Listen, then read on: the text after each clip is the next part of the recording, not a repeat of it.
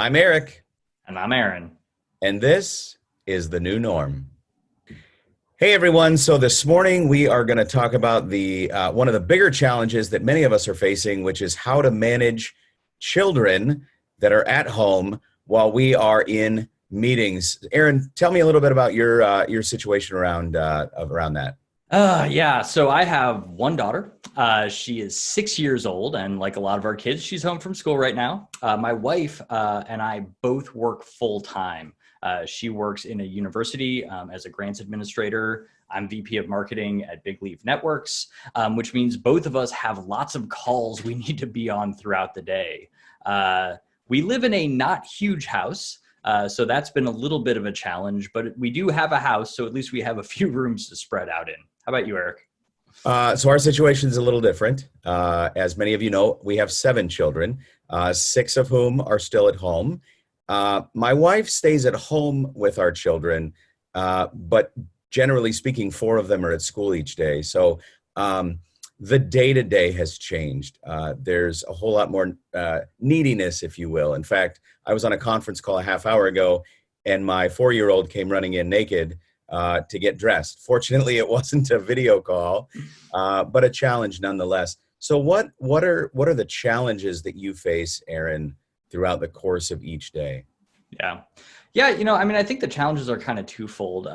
Fortunately, with a 6-year-old, she's getting a little bit more self-sufficient, so I don't need to worry as much about her running in the room. But she does need things. She needs help, and we're struggling with what do we do when she needs help and both of us are on an important call. The other thing we're dealing with is just, she, as a 6-year-old, needs a lot of our attention. She needs to know that we're just not ignoring her for 8 hours a day. And so we're trying to really find ways to make sure that we're still engaging with her throughout the day. We're not just sitting her in front of the TV and hoping she learns stuff along the way. I think for me, my biggest challenges are my wife is considerably more tired throughout the course of the day than she was managing the two and doing drop off and pickup. So I need to be more attentive to my wife throughout the Yeah. course of the day. I also need to be more attentive to the children. When there were just two at home and I was working, it was pretty easy for me to shut the door and stay away. And I'm realizing that the kids need more attention and I need to focus on them more throughout the course of the day because they're all at home. So, Aaron, what are the top three pieces of advice that you would give for folks in your situation? Yeah, I think the first one is don't be too hard on yourself. We're all figuring this out as we go along. Very few of us, I will say, are trained educators. Very few of us are trained to be at home with our kids all day long and give them all those things they need that they're usually getting from caretakers or teachers. So I would say, step one is come up with a routine, but don't feel like you have to overdo it. Work within your comfort zone.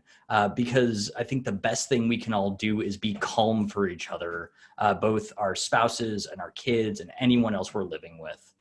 The second thing is, uh, you know, be honest with the people that you're on calls with. I think one of the opportunities we have right now is to be more human with people that we're doing business with.